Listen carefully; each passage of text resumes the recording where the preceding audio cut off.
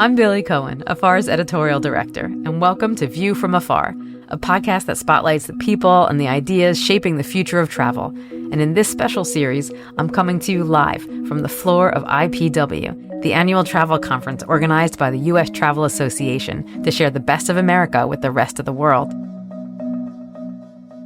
In this episode, I'm talking with Carolann Ouellette, the director of the Maine Office of Tourism. Carolann is so committed to Maine tourism that she's held this role twice. First, from 2010 to 2016, during which time Maine benefited from multiple years of consistent growth in tourism. Then she came back to the job again just recently, in June 2024. In between, she was executive director of Maine Hudson Trails, a nonprofit that maintains and promotes the backcountry, and then she created and ran the state's Department of Outdoor Recreation, with the goal of growing an outdoor recreation tourism industry for the state. And she did it. Outdoor recreation now makes up 3.7% of Maine's economy. It's not surprising that Carolann has a love of travel. It's in her blood. Her father was a pilot for Pan Am, and when she graduated from Cornell's hotel management school, she followed his lead and worked as a flight attendant for the airline. And then she worked as a river rafting guide in Maine, and later she ran her own restaurant. All of this as she evolved into the leader she is today. So we're looking forward to hearing what's next for Maine and Carolann's next big idea. Welcome, Carolann. It's really nice to have you here.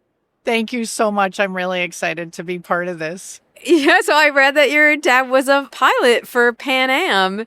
What kind of impact did that have on you? Did you travel a lot? Oh my gosh. I had the most wonderful opportunities as a child all the way through. So yeah, my dad was a pilot for Pan Am, then Delta.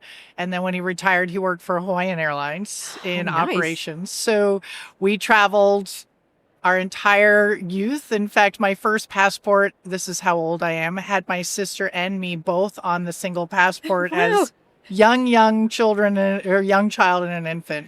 But yeah, we were able to explore the world with my father, either meeting him on trips or just doing vacations with him.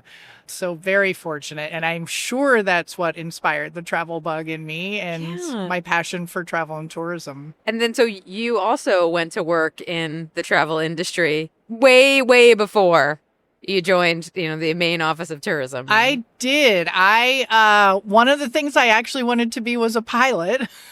I didn't quite get there in the commercial sense. I did get a private pilot's license many moons ago. But I thought, okay, I'll jump in as a flight attendant and applied to Pan Am, oh my gosh, many years ago. So it would have been in the 80s, not long after college. And I was based at Kennedy Airport. So again, got to do some really fun trips. Mostly when I was on reserve, you didn't get the nice big trips until you had a lot of seniority. So that makes sense. I was doing a lot of bopping around the U.S. and a lot of turnarounds, but that's okay. I love being on an airplane and still. Yeah. Oh yeah. Oh, that's still. So great. Yeah. What do you love about it? Remind us all what you love about flying these days when it can be such a hassle. I think it's just the notion of being on a journey. Yeah. I mean, even if it's short, even if it's for work, if it's for friends and family, I mean, obviously, if it's for vacation, it's probably even more exciting, but it is that notion of just moving to the next thing and the next experience. Yeah, it's so magical. It still blows my mind every time. Like this giant piece of machinery gets us in the air and gets us where we're going. And right? I think that's the fascination with it when I really think through as to the actual aerodynamics and the reasons behind being up there in that big thing. And just the skill, again, having grown up in a family with a pilot, just the skill levels of the folks who are on board and operating it. The whole thing fascinates me with airlines. Logistics, the operations, the scheduling, like how all that is managed is just crazy to me, but wonderful. You know something about logistics and operations now. What did you learn from those past experiences as a flight attendant or for your dad that you use in your job today? That's such an interesting question. I think there were a few things. You learn that there's got to be sort of procedures and strategies and ways to do things, but you've got to be able to react to different situations at any moment and any time. Mm-hmm. So that flexibility and that sort of nimbleness of understanding that things can turn around or change and you've got to adapt and adjust. And I think in today's world, particularly in the marketing world, so many things are from a data perspective available to you, and then the ability to change strategy, change direction, do what you need to do is fascinating to me also. But yeah, certainly the interrelationship of all the parts and pieces of it. But you clearly liked it because you had the role to have this right 2010 to 2016, and then you left for some other projects that we'll get to. But then you came back. So why'd you come back? What was unfinished? What did you want to do? I was very fortunate in the 2010 to 2016 timeframe, and I had been at the office prior to that as in another role, that I left learning a lot, but I watched a lot of the, I think, just changes in the industry. And of course, we went through the pandemic and a whole bunch of other things during that time frame when I wasn't there. But I think I saw renewed opportunity looking at our industry and the things that they were doing on the ground. And I think that's one of my biggest opportunities and challenges is there's so many new people in Maine developing new product, new experiences. There's so many parts and pieces I haven't discovered, but I started seeing them and I'm like, oh, we've got to get more of this out there. Can you think of a specific example? Number one, we had a lot of investment in hotel properties and particularly boutique hotels. So a lot of independent operators taking historic properties. So we also had some really positive changes in our historic tax credits in the state. So looking at historic mill properties, looking at unique homes, large scale mansions that have been turned into these properties, just experiences on the ground in outdoor recreation. And those making outdoor products were really interesting to me, and tying those together. We've got a woman, Dory Woman Rowing, who's doing rowing experiences in Belfast in a Swampscott Dory. Pack Raft Maine, he's doing bike and rafting experiences, so you don't have to use a car. You can pack the raft on your bike and the bike on your raft. So there's just some fun, unique things like that are cropping up. And for us, more recently, working with our tribal nations on supporting Wabanaki cultural tourism. The Nat Katahdin Woods and Waters National Monument has been working with the Wabanaki people, so our tribal nations across the state of Maine, to open a contact station, which is not technically a visitor center, but it's a unique place where the story is being told and years of history and current products, past products, anything sort of artisanal to the tribes is being showcased. And it opens this summer, and it's at the Katahdin Woods and Waters National Monument. So a lot of new things.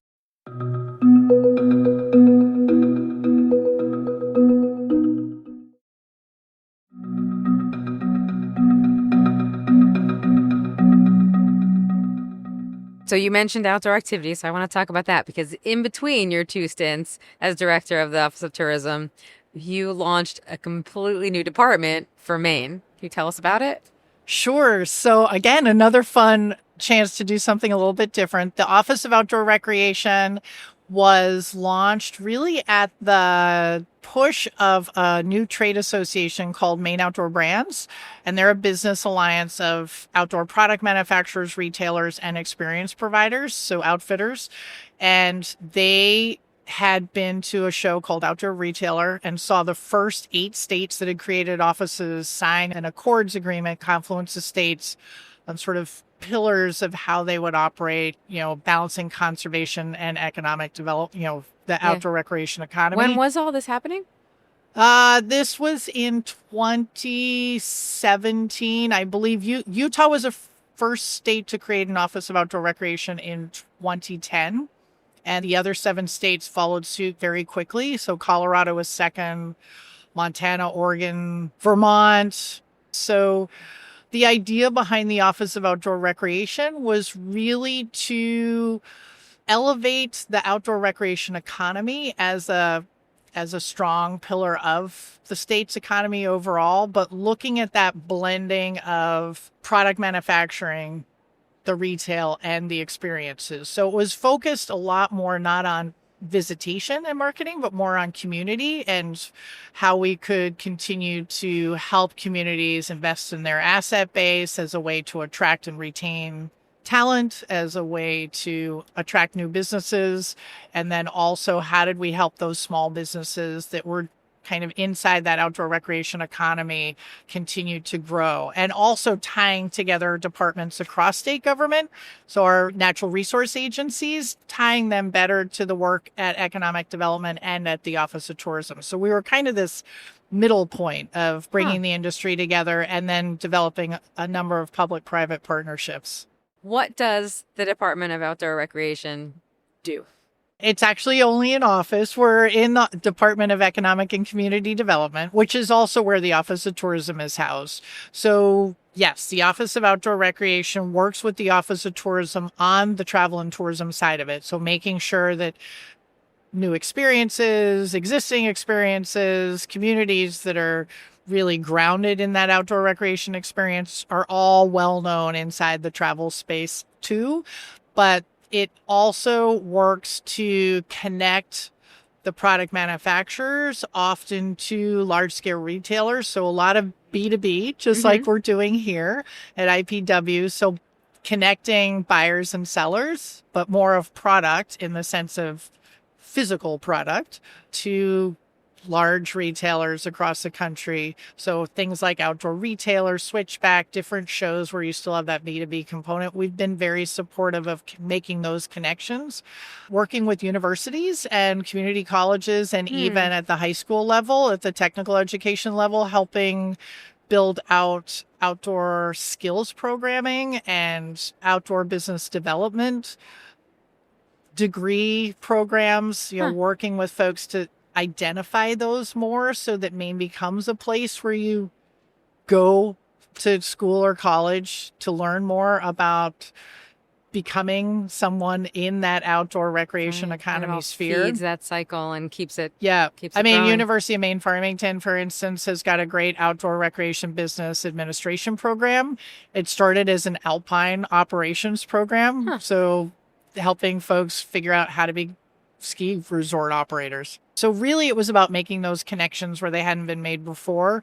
So with the university, with Maine Outdoor Brands, with Maine Marine Trades Association, Maine Technology Institute, and the Bureau of Parks and Lands, those core groups recently launched an outdoor recreation economy roadmap. So 10 years looking out, where do we want to be? How does this work? How does this continue to help Maine grow and help elevate the industry?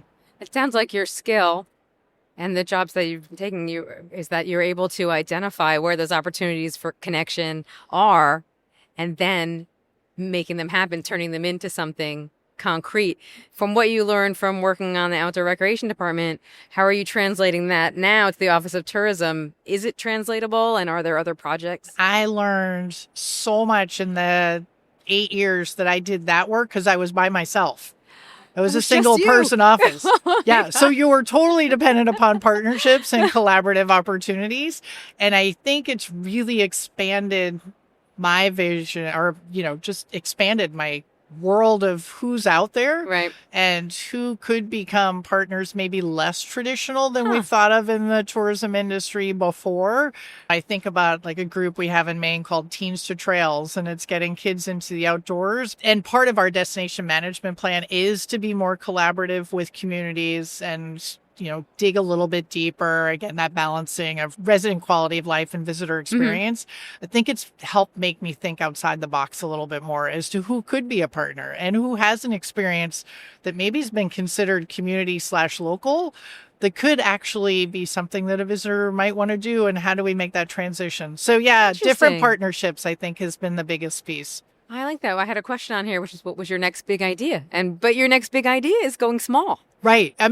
Having a lot of big experiences are critical to continuing to grow tourism in Maine, but where those kind of really interesting nuggets, and we hear it here at IPW in particular, like, what are those unique experiences that are more personalized, that the general everyone else might not get, that we can sell? So how to find those and make sure that the fit's right. We're doing some work with Planeterra right now in our Maine downtown center that runs the Main Street programs on these really small community tourism projects. Again, that same type idea? How do you find something where you're really having impact at a very local level? And how do you answer that question when you're asked? Maine's a really small state from Yeah. a population standpoint. So we always say it's like less than half a degree of separation from who you know and who you can find that knows someone else that knows you. So we try to do that, being conscious that we are a small team. But one thing we heard as we've been doing a reset on our management plan is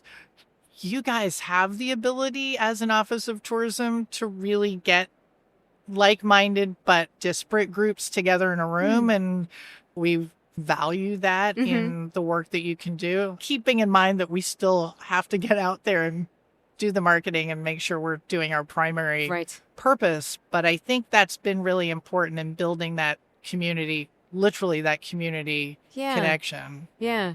So let's talk about what is next for Maine.